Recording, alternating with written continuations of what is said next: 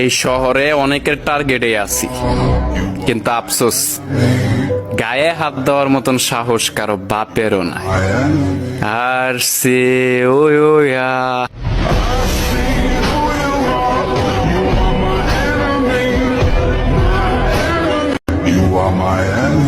এই শহরে অনেকের টার্গেটে আছি, কিন্তু আফসোস গায়ে হাত দেওয়ার মতন সাহস কারো বাপেরও নাই। আর সে ওয়া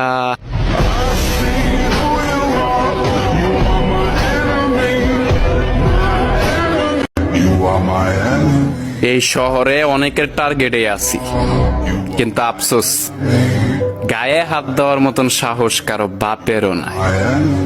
আর সে ওয়া